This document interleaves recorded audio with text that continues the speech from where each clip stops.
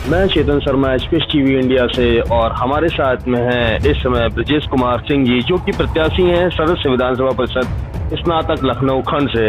और आइए जानते हैं कि क्या प्राथमिकताएं और क्या दृष्टिकोण रहेगा ब्रजेश सिंह जी का। जानते हैं कि क्या प्राथमिकताएं और क्या दृष्टिकोण रहेगा ब्रजेश सिंह जी का शिक्षा के स्तर और उसकी बेहतरी को लेकर। आइए जानते हैं ब्रजेश जी से इसके बारे में। कैसा रहेगा शिक्षा का स्तर? शिक्षा का स्तर, देखिए शिक्षा का स्तर के जो मुख्य स्तंभ शिक्षा का हमारे वो शिक्षक होते हैं। शिक्षक का एक बहुत बड़ा तबका प्राइवेट टीचर एसोसिएशन का वित्तविहीन जिसे कहते हैं, वित्तविहीन जो शिक्षक हैं, उनके कंधों पे आज जिम्मेदारी है भारत के भविष्य का निर्माण करने की। और उनकी आय इतनी है कि उस आय में तो 2 वक्त की रोटी भी अपने बच्चों को नहीं खिला सकते हैं, अपने बच्चों का पालन पोषण नहीं कर सकते, अपना परिवार भी नहीं चला सकते। तो ऐसे शिक्षक जो कि अपने बच्चों का, अपने परिवार का पालन पोषण नहीं कर सकते हैं, नहीं कर पा रहे हैं सरकार की गलत नीतियों की वजह से, वो उनके कंधों पे देश के भविष्य की जिम्मेदारी है।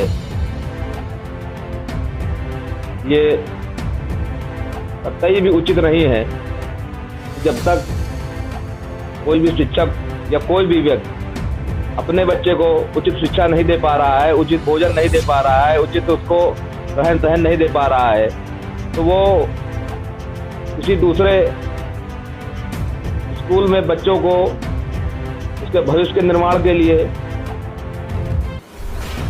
कैसे कर सकता है।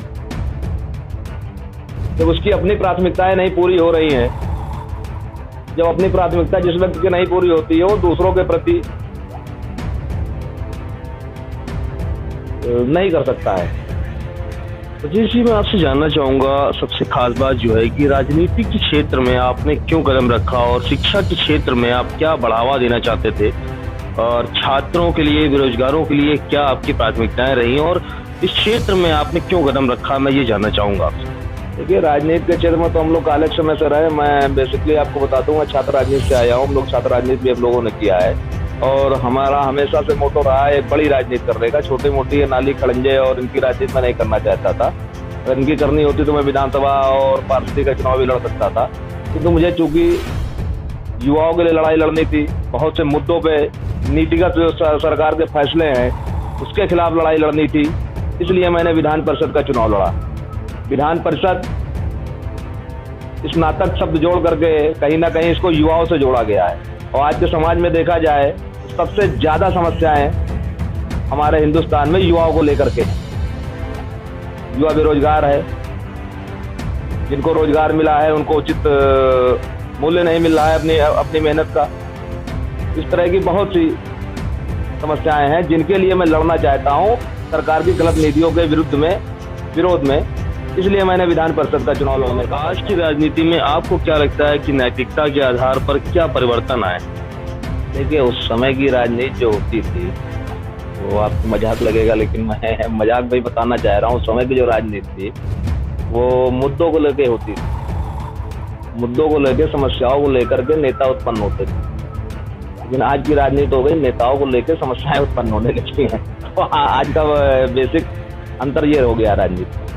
पहले राजनीति जो नेता पैदा होता था वो किसी समस्याओं को लेकर, जन आंदोलनों को लेकर पैदा होता था, किंतु आज की डेट में राजनीति नहीं रह गई है, राजनीति मैनेजमेंट हो गई है। राजनीति जो है मैनेजमेंट हो गई, सोशल मीडिया से, व्हाट्सएप से, फेसबुक से, इन सब से क्या कहते हैं, नेताओं की छवि निखार करके उनको नेता बनाया जा रहा है। ये आज की डेट में बेसिक अंतर है पहले की राजनीति में अब की राजनीति।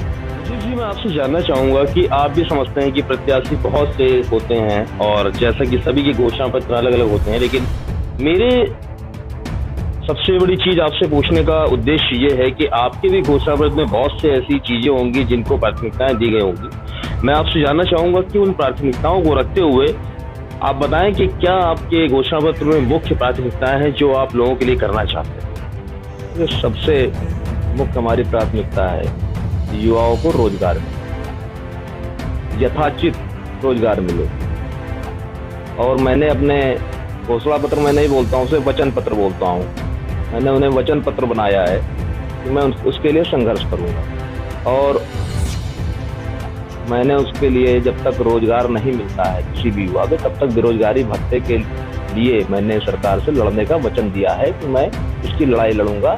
क्योंकि किसी भी युवा को यदि रोजगार यथाचित नहीं मिलता है तो इसकी नैतिक जिम्मेदारी वहाँ की सरकार की बनती है। तो बहुत से लोग कह सकते हैं कि बेरोजगारी भत्ता एक मुफ्तखोरी हो सकती है, तो बेरोजगारी भत्ता मुफ्तखोरी नहीं है। बेरोजगारी भत्ता की मांग मैंने इसलिए की है कि वो कम से कम सरकार के ऊपर दबाव रहेगा कि हम बेरोजगारी भत्ता दे रहे हैं बैठाल करके, तो इससे अच्छा हम इनको कोई ना कोई लड़कों को या बेरोजगार जो स्नातक इनको रोजगार देते। तो इस बेरोजगारी भत्ते की से मैंने सरकार के ऊपर एक दबाव बनाने का मैं काम करूंगा कि वो जल्दी से जल्दी और यथाचित नीतियां बना करके उनको नौकरी या रोजगार किसी भी तरह से मुहैया कराएं।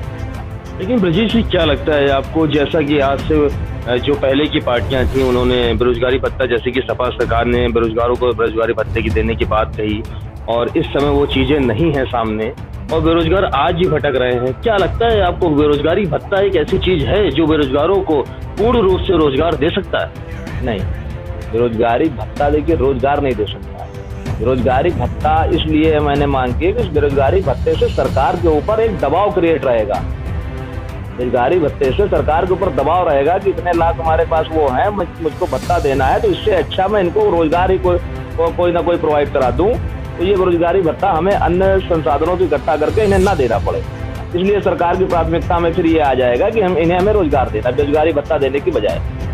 जी, जैसा कि आप कांग्रेस के नेतृत्व को लेकर बात करते हैं और आप जानते ही हैं मौजूदा समय में बीजेपी की सरकार है, और बीजेपी हमेशा कहती है कि हमने बेरोजगारों के लिए बहुत कुछ किया है, और जैसा कि आप जानते ही हैं कि बेरोजगार आज दर दर भटक रहा है और पकौड़े बेच रहा है, सारी चीजें हो रही हैं। तो आप इन चीजों पर क्या कहना चाहेंगे? क्या मौजूदा सरकार जो चीजें कहना चाह रही है कि क्या एक बेरोजगार, एक ग्रेजुएट पर्सन, एक स्नातक पर्सन का स्तर का छात्र क्या पकौड़े बेचने के लिए बना हुआ है? इस सिलसिले में और इस विचारधारा को आप किन तरीकों से देखना चाहेंगे? देखिए, ये तो इस विषय में मैं बहुत ज़्यादा कुछ नहीं कहना चाहता हूँ, क्योंकि स्नातक को यदि पकौड़े ही बेचने हो तो स्नातक करने की ज़रूरत क्या है?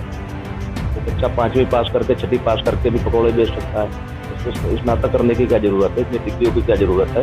तो ये इस चीज़ से तो मैं कतई सरकार की सहमत नहीं हूँ। और रही बात नौकरियों की, तो आपको पता है कि बीजेपी सरकार ने कम से कम हर साल 2 करोड़ नौकरियां देने का वादा किया था, और आपको पता होगा, लिखित आंकड़ा आपके पास होगा, इस कोरोना काल में 2 करोड़ लोगों की नौकरियां जा चुकी, जिसकी बची है वो जाने के कगार पे, रोजगार व्यवसाय बंद होने के कगार पे है, केवल सरकार की गलत नीतियों की वजह से। आज गलत नीतियों की वजह से सरकार की सारे क्या कहते हैं सरकारी उपक्रम हमारे बिकते चले जा रहे हैं, सारे बिकते हुए चले जा रहे हैं। तो ये सारी गलत नीतियां सरकार की हैं। बाकी रोजगार देना या नौकरी देना सरकार की कभी प्राथमिकता ही नहीं रही। अभी ग्राम विकास अधिकारी की क्या कहते हैं 14 महीने पहले रिजल्ट आया, 14 महीने पहले रिजल्ट आया है ग्राम विकास अधिकारी का, और आज तक वो लड़के भटक रहे हैं। 1900 कुछ भर्तियां थी, आज तक वो लड़के भटक रहे हैं, किंतु उन्हें क्या कहते हैं आज तक न्याय नहीं मिला, ना उन्हें ज्वाइनिंग दी गई। अभी वो लड़के क्या कहते हैं, उनका प्रतिनिधिमंडल मेरे पास आया था, वो धरना दे रहे थे इको गार्डन में, वो मुख्यमंत्री साहब जी से मिलने का प्रयास किया तो उनके ऊपर लाठीचार्ज की, उसकी कोई सुनवाई नहीं हुई। तो वो हमारे पास आए थे, हमारे पास अपना वो दे गए थे, तो उन्होंने पूरी विस्तार सारी चीजें बताई कि 1900 कुछ पद थे जिनकी 14 महीने पहले क्या कहते हैं रिजल्ट आया है, और सारी चीजें ठीक रही, लेकिन उसको किन्हीं ना किन्हीं कारणों से फंसा करके रखा गया है, उन्हें ज्वाइनिंग नहीं दिया और उनकी लड़ाई लड़ने वाला। तो ऐसे बहुत से मुद्दे हैं, ऐसे बहुत से युवा हैं जिनकी लड़ाई लड़ने वाला कोई नहीं है। इसलिए मैं ये चाहता हूं कि मैं ये विधान परिषद का चुनाव जीत करके जाऊं और ऐसे युवाओं की आवाज बनूं विधान परिषद में, इनकी विचारों की आज कोई सुनने वाला नहीं। जी, मैं आपसे यही जानना चाहूंगा, यदि आप विधान परिषद का चुनाव जीतते हैं तो बेरोजगार वर्ग और शिक्षा वर्ग के लिए आपकी क्या प्राथमिकताएं रहेंगी और क्या संदेश रहेगा, मैं ये आपसे जानना चाहूँगा। सर्वप्रथम तो शिक्षा वर्ग के लिए मैं शिक्षकों की जो वित्तविहीन शिक्षक है, जिनकी स्थिति आज की डेट में बहुत ही दयनीय है, उनके लिए सबसे प्रथम हमारी लड़ाई होगी कि उनके लिए सरकार की तरफ से एक सम्मानजनक मानदेय कम से कम सरकार की तरफ से निर्धारित कराना, ये सबसे बड़ी हमारी प्राथमिकता। जैसा कि विजय जी आप जानते हैं कि मौजूदा समय में भाजपा की सरकार है और कांग्रेस का नेतृत्व करते हुए आज आप एक प्रत्याशी के रूप में चुनाव लड़, मैं आपसे जानना चाहूंगा किन किन समस्याओं का आपको सामना करना पड़ रहा है और यदि आप भविष्य में जीत कर आते हैं तो किन प्राथमिकताओं के साथ इन सरकारों को मुंहतोड़ जवाब दें। ये समस्याएं तो बहुत हैं, किंतु अब समस्याएं गिनाने से कोई मतलब नहीं है। समस्या में जब से चुनाव लड़ा, मैं निर्दल ही लड़ रहा था चुनाव, तो सरकार द्वारा दबाव बनाया जाने लगा, जिलों में होर्डिंग्स पोस्टर हमारे हटाए जाने लगे। दूसरा, जब वोटर्स के फॉर्म जमा होने लगे तो वोटर्स के फॉर्म जमा कराने में दिक्कत होने लगी। उसके बाद अभी हमने नामांकन किया 4-5 दिन पहले, तो कई चैनलों पे भी आया, टीवीओ पे आया था कि हमारा पूरा का पूरा क्या कहते हैं काफिला, हमारी पूरी गाड़ियाँ जो हैं यहीं आलमबाग थाने पर रोक दी गई, नामांकन में ना कर पाऊँ इसका पूरा प्रयास किया गया। किंतु मैंने किसी न किसी तरीके से जाकर के नामांकन किया और जो भी हमारे समर्थक हैं वो पूरे जोश के साथ, पूरी ताकत के साथ उन्होंने नामांकन कराया और जितनी भी इनकी विरोध इन्होंने किया हमारा, उससे हमें ताकत ही प्रदान हुई है और आगे लड़ने की हमारी इच्छा शक्ति और बढ़ गई। बहुत बहुत धन्यवाद ब्रजेश जी। मैं जानना चाहूंगा कि ये जो आपकी प्राथमिकताएं थी और जो भी आपका संघर्ष रहा राजनीति के क्षेत्र में, यदि आप भविष्य में जीत कर विजयी होकर आते हैं तो मेन बेरोजगारों के लिए आपकी तरफ से पूर्ण रूप से एक, अगर मैं ये कहूँ कि एक मुख्य रूप से कोई प्राथमिकता होगी तो क्या होगी? तो बेरोजगारों को रोजगार दिलाना ही सबसे मुख्य प्राथमिकता होती है, चाहे वो सरकारी नौकरी हो, अर्ध सरकारी नौकरी हो या रोजगार। हमारी सबसे बड़ी प्राथमिकता यही होगी कि जो जिस योग्य है उसको उस योग्य नौकरी या रोजगार मिल जाए, सबसे बड़ी हमारी प्राथमिकता।